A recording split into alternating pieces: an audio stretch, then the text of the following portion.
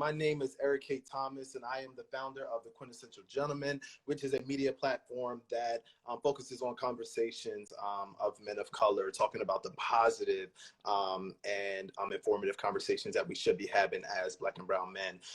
And the conversation that we're having today, I hope you guys get a lot of benefit from it. I really wanted to have this conversation, but I wanted to get more information before we just come on here. And I feel like we've been inundated with so much information that is super important for us to, one, speak to someone who has credibility and also knows what's going on, but also to have more of a specific target audience when it comes to Black and brown men in our audience, because that's who we talk to. So this conversation will really be driven on the coronavirus, some myths that we're going to debunk, getting a little bit more insight of it, and really just trying to figure out how we can, how we should be taking all of this information, who we should be listening to, and how we should be taking that information.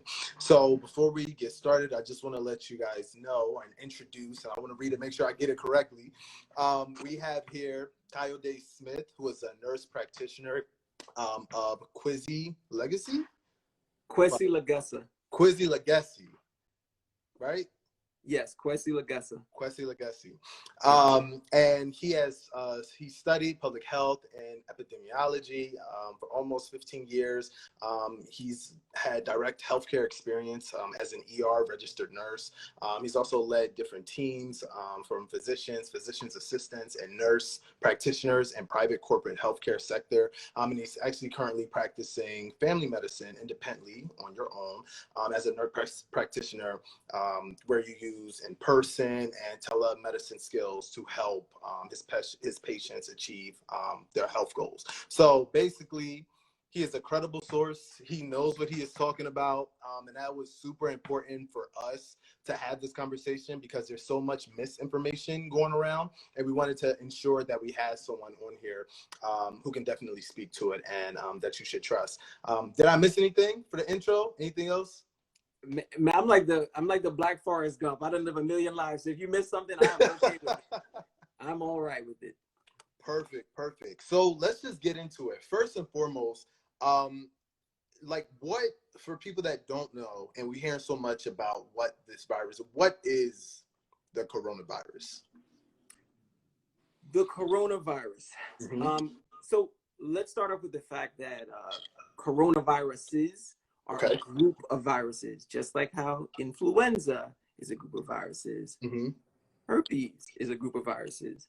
Mm-hmm. This particular virus is one that happens to transmit from human to human very easily via droplet, which is a spit or sprinkle. You know, you cough, you speak with too much passion. Mm-hmm. You know, the virus itself can be found in the saliva.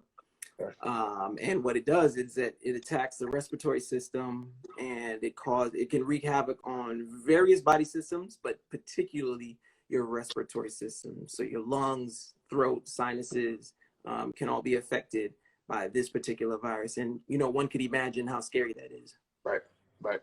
So in the beginning, when we first heard about coronavirus, it was just like, you know, if somebody sneezes on you, you know, you could potentially get it. As of right now, with all the information that we have now, how has that developed? How are people, what are the many ways that people are contracting this virus?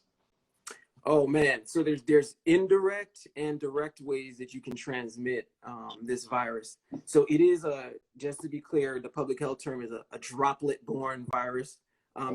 As far as I know, it's not airborne, which means that literally you go outside and breathe air, you would be at risk for getting the virus. It's not that serious. It's not that serious. Okay. It's not that serious yet. Okay. But, you know, to your point, I would say not much has changed in terms of the transmission of the virus.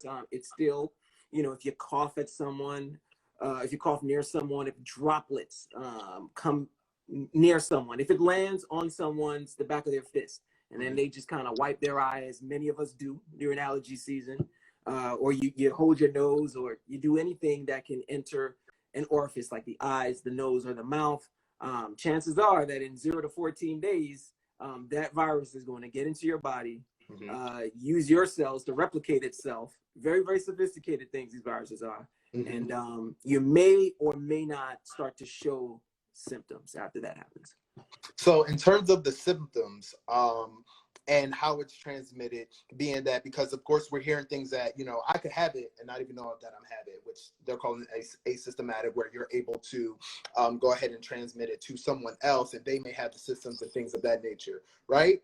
Is that kind of where, like, when it comes to people having it versus people having symptoms versus people not having symptoms, but both of those cases can still have it? Yeah, you can certainly be asymptomatic. You're absolutely right. And obviously you can be symptomatic, you know, but there are a lot of variables that, you know, affect whether someone will be asymptomatic or symptomatic. Okay. And what, can you expand a little bit on those? Oh yeah, absolutely. The first thing that I can think that comes to mind as far as variables that can affect the human body, I'm going to jump past genetics and I'm going to go straight to your immune system. Okay. Every one of us, the Creator has bestowed an immune system upon us. That immune system consists of many different types of immune system cells and many different stations around the body that are basically like filters, guards that say, hey, you're not supposed to be here, cancer cell. You're not supposed to be here, COVID-19 cell. You're not supposed to be here, influenza virus. And they typically kind of shroud or surround the invader, so to speak. We call them antigens. Okay. It typically shrouds them and kind of contains them so that they aren't able to replicate anymore. So your immune system, I would say, is, for me, is the biggest variable on how this thing would present from person to person. Okay. So are there any other ones that would be kind of like the second, that's the other way of like how the different variations too that we would kind of look for? Yeah. Outside of that one? I'll give you a twofer. One is genetics. I said I'd hop over it, but genetics include your race, your gender. These things actually affect. I mean, in practice, just quick example, in practice, I'm just seeing a heck of a lot more males being affected more seriously by this thing than women. And then I ask around to my colleagues, docs, scientists, epidemiologists, and everyone's saying the same thing. I've seen some stuff published also about this that kind of corroborates this, but for one thing, the genetics is a huge factor on whether or not people represent. The other thing I would say is genetics in terms of the virus. So in terms of what strain of the virus. This is crazy. This thing is very complicated. It can actually change. You know, it can mutate over time. It's actually mutated already because prior to us knowing about it, it was being exchanged from animal to animal, being tracked by the people who track viruses. And it's mutated now to human transmission. First it was animal to human, and now it's human to human. So depending on which strain you get, it may also affect the way it, you know, what symptomatology basically, if you show symptoms or not. So starting off with kind of debunking some of the myths and things like that, which this one may not be a myth, you're speaking on it right now. This idea that men are having more symptoms or catching it more than female. How, one, is that true? And how is that happening? I can say that anecdotally, it's true, meaning I see it. You know, if I've seen at this point hundreds of positive people infected with coronavirus, and largely I'm seeing mostly males. And when I do see women, their symptoms tend to be less. It's strange. It's great for women, but yeah, for whatever reason, I'm seeing men get affected more. And there are other groups of people, by the way, either are being affected worse by these things. There are other factors too. So men is one that I know that they, at first, I mean, in the beginning, it was just older people, that's all you have to worry about. But clearly that is now changing to where they're not just the only demographic that's getting it. So men, older, people are older, and then what are the other people that's most likely to get it? So people who are immunocompromised. So for people who, for whatever reason, their immune system has less of an ability to engulf, fend off, however you want to express it, the virus, they're being affected Mm-hmm. most. And those include, I'll get into it. Diabetics, of course, Right. people with hypertension, people with autoimmune diseases like lupus, people with cystic fibrosis, people with existing lung conditions like Mm-hmm. COPD, asthma. Those folks are being hit hard by this virus. That's when you see the worst of this virus, man. Wow. So our community, Black and brown people, Black men specifically, why are we getting hit harder than any other race? Ooh, that's a great question. If I had to say, it would be because of pre-existing conditions, whatever the reason for them, whether it's genetics, whether it's socioeconomic status, but those pre-existing conditions that I mentioned, and I forgot to mention obesity, by the way, but diabetes, hypertension, obesity, several asthma, several other things like that are what I think is the reason why it's really kind of like tearing through our community. Is that now, would you think that the reason for that is because those type of diseases and stuff, for the majority of our people, they don't have the right medical providers or health care to be able to help them kind of maintain those things, because everybody, I mean, white people get obesity, like, Right. there's all there. It's not just obesity and those type of diseases that you have stated are not just single to Black and brown people. Why is it, is it more like, just in your professional opinion, why it seems like is it like we just don't have enough support, we don't have the healthcare, we don't have again, multifactorial. I will say this. Yeah, absolutely. Other communities, other races, definitely. There are very few diseases that are exclusive, to a race. Right. Now, the problem is things like access to care, Mm-hmm. things like the knowledge around care. And then I'll say another one that's typically not discussed, which is, I call it the fish out of water syndrome. Okay. If you subscribe to evolution and things like that, we're in a diaspora right now. We're like kind of fish out of water. We're not really where we're supposed to be. Right. So that means that the food that we eat isn't really the food that we're supposed to be eating. Right. If you look at the standard American diet, it's really poor. That 1 in 4 Americans eat 1 fruit, 1 vegetable a day. Right. 1 in 4 Americans eat Right. 1 fruit and 1 vegetable a day. Wow. So we're here surrounded by, a lot of junk food, a lot of processed food, things like that. Right. So, and these things tend to be, you go around one of our communities, what are you seeing? What we see? We see in the Popeyes. We see. Right. I don't even have to. Do I? Right. What I Right. mean? We know. Right. Understood. Yeah, and those are the groups. Just so you know, something like diabetes. African American adults are 60% more likely to have diabetes than their white counterparts. Right. And again, it's a myriad of factors, but most of it, believe it or not, it's diet. Like I talked about the fish genetics, diet, and access to care. That trifecta there, that we really need to be conscious of it, and we need to be doing whatever we can to kind of overcome those circumstances. No one else is going to do it for us. We have to be able to think critically and overcome it on our own. Right. It's interesting. I actually wrote a piece probably about a month and some change ago, and as you talk about Black men or men in general, kind of having symptoms and things of that nature for the coronavirus. The piece that I wrote was on the fact that men are less likely to go to the hospital or go to the doctors or to know. So then it's just like, it makes sense why they are susceptible to these type of diseases or viruses or whatever, because one, they're not getting checked out. And they're not taking care of themselves. But I mean, do you even have any thought process on why you think that men are not going to the hospital or not likely to go to the hospital or the doctors, specifically Black and brown men? First of all, that's a phenomenal question, and we can have an interview on that topic alone. Alone. Right. Yeah, it is so many different reasons as to why we don't seek care. I'll go deep on you and tell you, man, a lot of it has to do with self-love. Wow. A lot of it has to do with kind of what society tells us we're supposed to be, which is we're not supposed to show emotion. We're supposed to be tough. We're supposed to just kind of like sit there, grin and bear, work hard, bring home the money. And if we're not doing those things, then we're not producing. So this is kind of how we're programmed to be. We're not programmed to put ourselves first, typically. And that's part of the reason why we don't seek the care. So before we go down that rabbit hole, going back to the coronavirus, because we can speak on that for sure. We can have a whole conversation.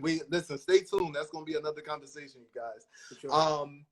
We are getting conflicting information from state governments and federal governments on how we should be, what we should be doing, how we should be doing it. From a medical perspective, who are we supposed to listen to? You know what I mean? Like what is, and that's a frank, I'm being completely honest with you. You know, I listen to the man in the White House, you know, his team that he's put together, his task force. Then, you know, here, us being in New York, we have Cuomo, who, that's my guy, you know, just because I feel like he's a straight shooter, you know? But it's conflicting. You know, we don't know what to do. And it's like, of course, I feel like we've just been failed at this point, you know, because there's no central idea around how to handle this, and our people are dying. And I don't want us to continue to die, but I also can't instruct or help or guide my people to say, hey guys, you should be listening to X, or don't listen to it. You understand what I'm saying? Yeah. You know, I'm probably the least political person you've probably ever featured, but I will say this. I think this is an opportunity. This pandemic and how it's affecting the United States is an opportunity for us to take a look at how the United States is run. You know, states are supposed to have this kind of like vacuum type autonomous ability to govern themselves. I'm taking a very safe, but this is honestly how I feel. Shout out to Cuomo. I'm not a political person. I probably haven't followed him much before this, but I think considering everything that's happened, I think that man is doing the best that he can in a really crappy situation. I said Cuomo for those of you who just signed in. I didn't say the other guy in the White House. Here in New York. You know, and the same thing with the governor of Georgia and some of these other cities that had, like, you know, there was all this controversy around reopening. They listen, these are the people closer to you and me, to the people on the ground, to the people that live in their states. So they understand our concerns. There's financial ramifications, public health ramifications, socioeconomical ramifications, and they understand their states better than the other guy. Because the other guy is kind of like, ivory tower. How is this going to get back to the federal deficit, money, all this stuff? You know, he should probably swim in his lane, and let the governors, the elected governors, and then the mayors and the council people, et cetera, do their thing. Because that's kind of what the country's supposed to be, right? 50-something states kind of doing their own thing as under one umbrella. Yep, I agree. So before we get into kind of listing out some of these myths that I would like you to speak on and debunk, what worries you the most about the coronavirus as a medical professional? Ooh, what worries me the most? I would say, kind of alluding to what I said earlier about, I feel like the virus has exposed us and how we care for ourselves. So if you ask me, a black man, not so young black man, about what worries, and a medical professional, what worries me the most about this, it is, are we caring for ourselves as we should? Are we really prioritizing our health the way we should? Because, you know, the government got caught with their pants down because of logistics. We're getting caught with our pants down because we're not taking care of ourselves. Honestly, it's tough medicine to swallow, but it's with love. It's true. We're not taking care of it. We ain't getting enough sleep. We drinking too much. We working too hard. You know, we're not meditating. We're not eating healthy largely. You know, so that's what worries me. Because there will be, by the way, there's going to be other viruses. Let me just tell everybody. Exactly.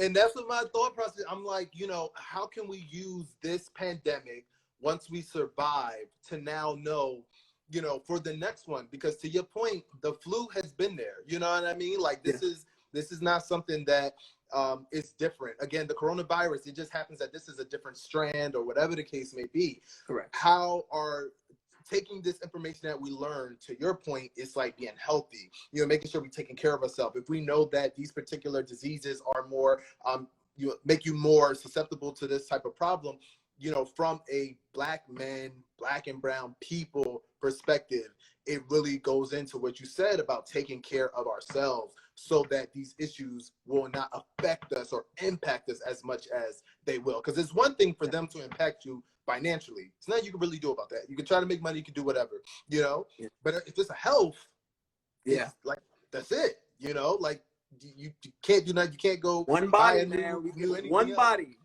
That's one it. body. That's it. All right. So, right. So in terms of some of these myths, so just have kind of a list here and we can just go through them. I definitely want to stay on time. The mask. Everyone's running around these masks. Then they're like, you know, you got to get the N95 and then, you know, just have something over your face. But then if you blow a candle, it's not good or whatever. What is really your thought process on masks? And is it really beneficial to have the bandanas if they're not the N95 or the masks that are supposed to be, you know, the best kind? As far as the masks go, the masks are recommended if you're going to be, if you anticipate that you're going to be within 6 feet of another human being. Which, if you live in New York City and you go outside, chances are you probably will. You're going to be 6 feet. Yep. There is great variation in the quality of these masks. What I see the most is I call it the 69-cent surgical mask. I see that the most. And frankly, in terms of, you know, being next to someone, yeah, it's next to nothing. Look, if I would say ballpark figure, you're probably blocking about 25-30% of if you cough, you're probably blocking about 30 to 50% of what comes out, because you're literally seeing it come through these. I've literally been walking around, saw someone cough, and I see the droplets coming through that mask.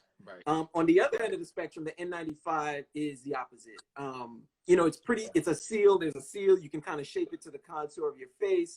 Unless, you know, I always rock this shape, like this, what do you call it? I don't know. I always kind of have this half beard going on.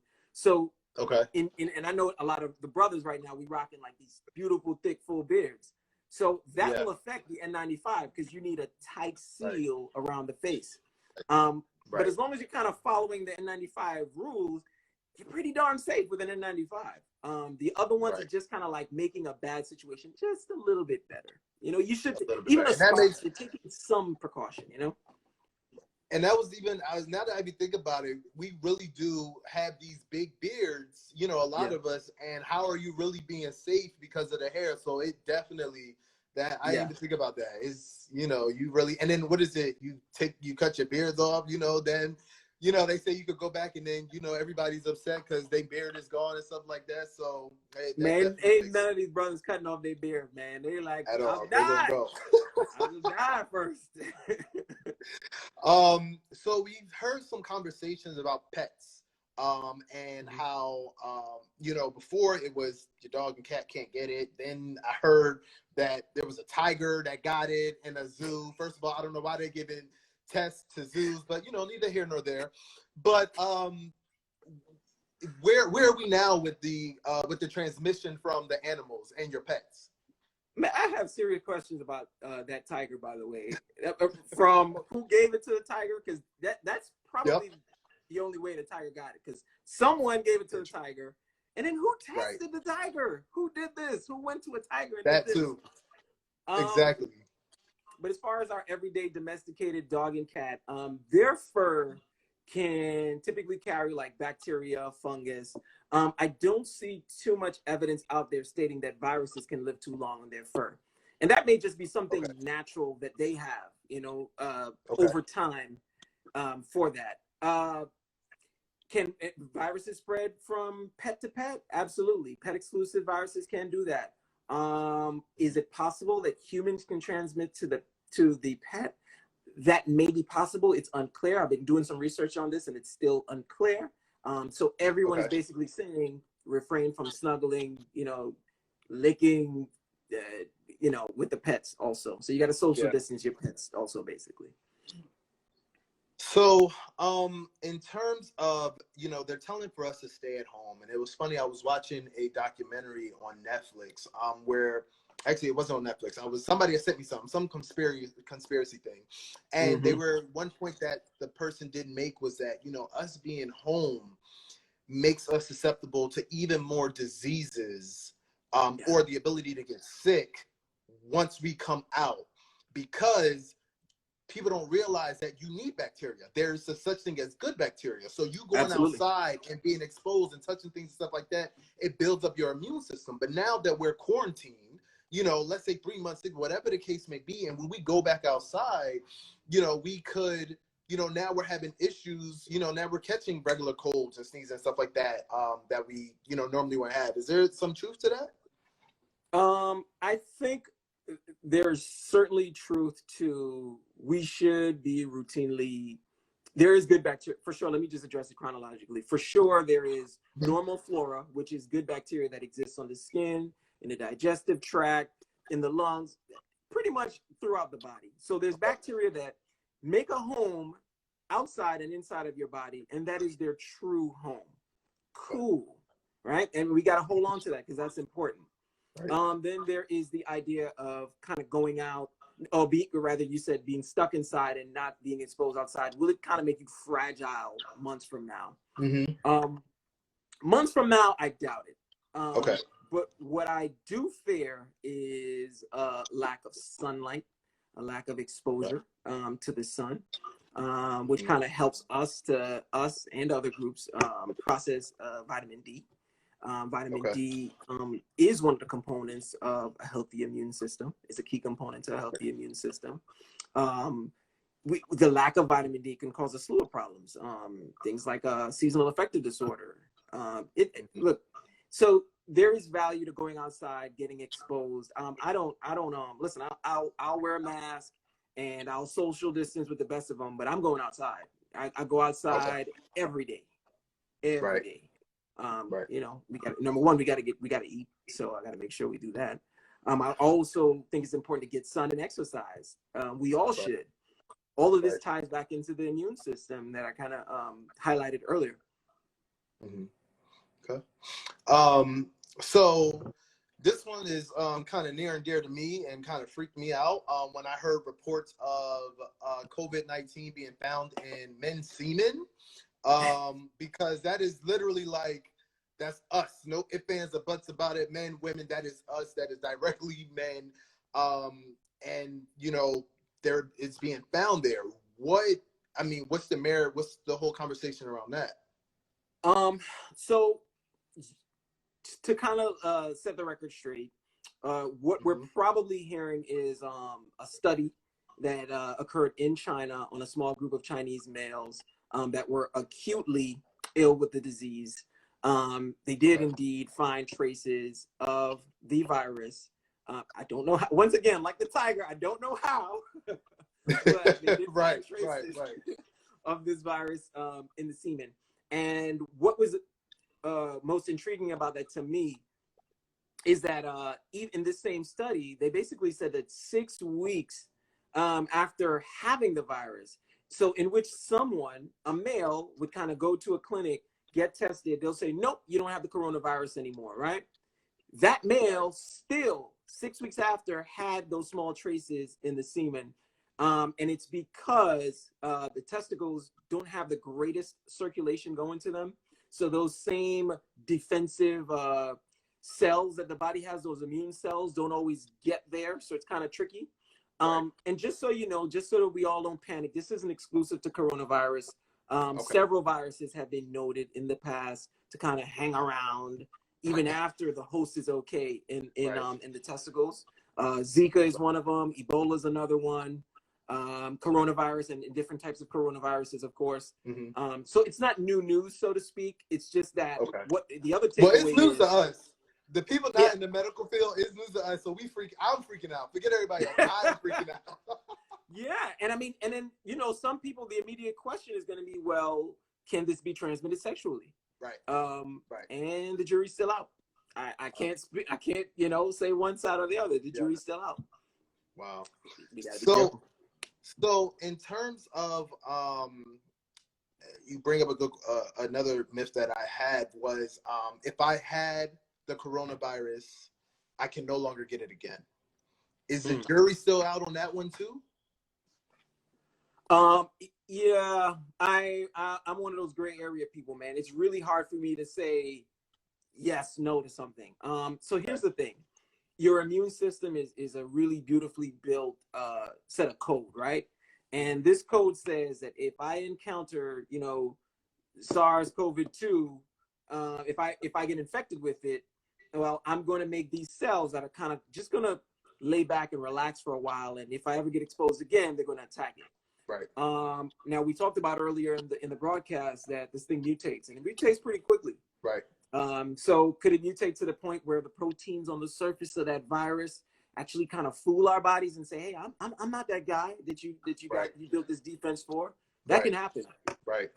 The other thing that can happen is, of course, that your immune system is compromised. You were in extreme cold and you went into extreme warm, or you've not been getting enough sleep, or your diet's just plain crappy, and you haven't been exercising, and you kind of just been, behind the bottle, whatever it is, or you're immunocompromised. So again, there's a lot of variables. But I will say this: the takeaway is that if you had it or if you were exposed to it, you have a better chance than most at fighting it off in the future. So my last question before I get into, we have a couple questions here, and you guys can definitely ask your questions if you have some. My last question is, in terms of the treatments or the vaccine and those type of conversations happen, is that really the only base of us getting out of this is with the vaccine, which they're saying won't happen for 18 months? No. And for the kids in the class that been here all class, we said it, we it's the immune system. Listen. Right. First of all, vaccinations, they're always a hot topic. It's always a polarizing topic. But I'm like this. You're trying to get this vaccine. Typically, I want folks to go out and research how long it typically takes something to get passed through the FDA. Do that. Okay. Then try to figure out when typically you would feel comfortable with that process occurring and then producing a vaccine. Right. And then ask yourself, will you really be first in line to get something that was rushed out? So that's right. Right. The second thing is what we started the conversation with. A strong immune system is what we need. Any doc will tell you, we have to bolster our immune system. We have to take care of ourselves. Self-care is key. If you have an if you don't, I know people in the audience, people globally, there are people, I can't help the fact that if I was born with cystic fibrosis, I was diagnosed with lupus last year. Right. Okay. Or HIV.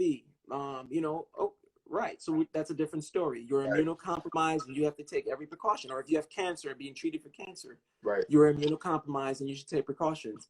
But if other than that, you're otherwise healthy person, then you really should be daily working on doing things that are going to bolster the immune system, keep you ready, be war ready. You know what I mean? Be war ready for the next coronavirus. Right. Be ready so you never have to get ready.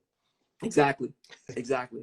Perfect. So we're gonna jump into these questions real quick. I see Tam Z Cam. She says, "What's the latest with regards to presence of antibodies indicating immunity?" Any thoughts on that?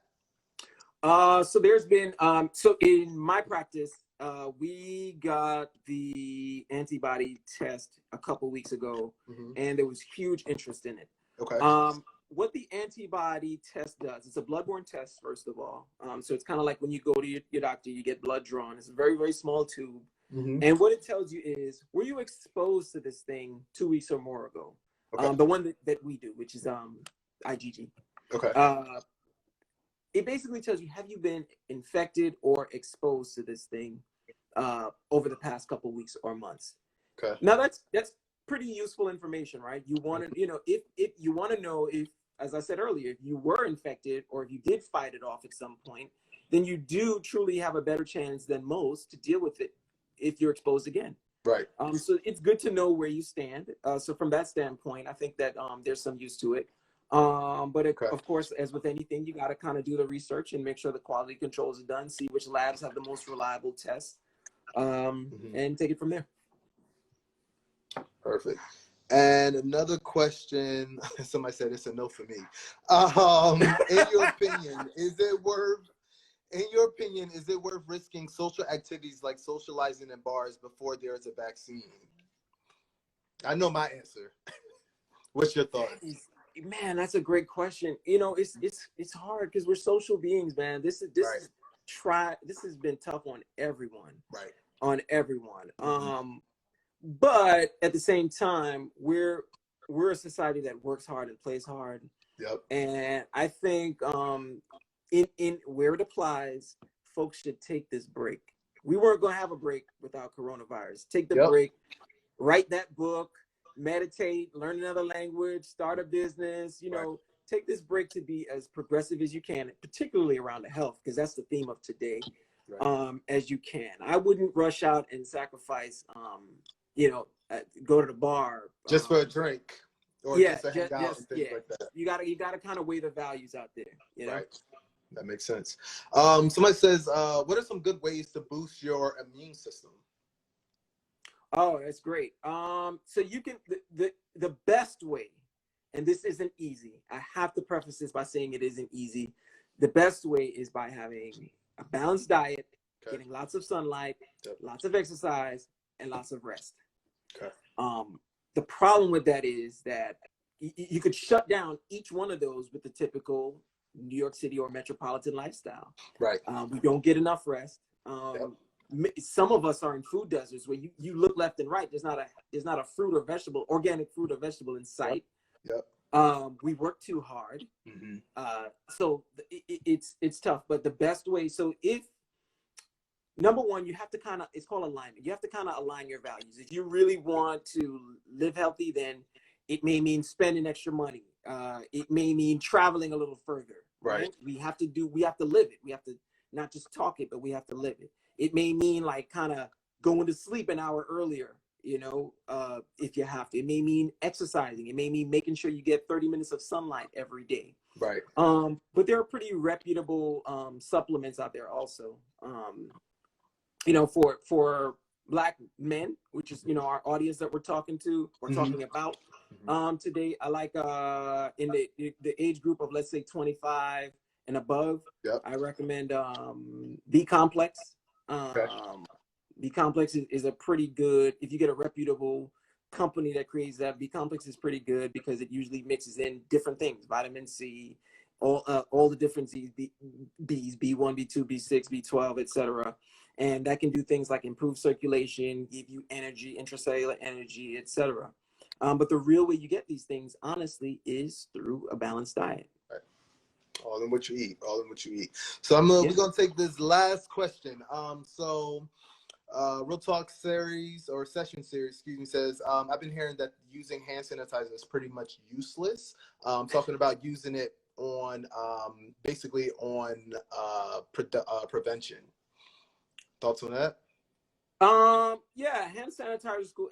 Me personally, at being a registered nurse and a nurse practitioner, almost 2 decades in the game, man, I love and hate hand sanitizer because I have to use it. It does protect. Let me start off by saying that. Dries my hands out like crazy. Right. But it does kill most of these germs, including coronavirus. So as a preventive measure, I walk around with some damn hand sanitizer. Yeah, absolutely. Especially for these New York trains. Well, used to be New York trains, because now I've seen them and it look like you can eat off of them. First of all, I don't know why it wasn't being done already. Like, I don't get it. Y'all talking about, now we're doing it every day. Why wasn't y'all doing that from before? That's a whole nother conversation, and we'll take that there.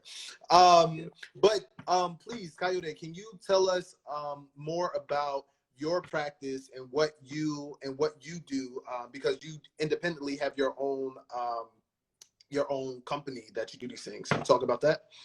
Yeah, sure. I have my own company, which is non-medical. It's Keys Publishers. It's a publishing company for our people to kind of get their creative thoughts out there. But as far as the medicine, because coronavirus is the topic of the day, I have a practice inside of a practice. Okay. I partner with this group called Park Care. And they've given me a phenomenal amount of autonomy where I can kind of bring in my own people. And I'm referring to them as wellness warriors, healthy people, whatever you want to call it. I want people that are truly invested in their own health, people that are really want to kind of come into an interaction, learn more about health, live it, and then spread the word to somebody else. I don't want to be the primary care provider that's just kind of sitting in someone's with the insurance card. You got the random name there. I ain't seen this fool in years, but I got his name. Yeah, I got a private doctor. This is his name. This is Kayode. No, I don't want that. I want someone that's going to be texting me, someone that is going to ask profound questions, someone that is like I said, really invested from a value perspective in health. I'm looking for I'm trying to get to 300-400 panel, and I'm growing right now. It's a mix of telemedicine and in person. Most of it is telemedicine. I try to do whatever I can via telemedicine. If we need to meet in person, we do that as well.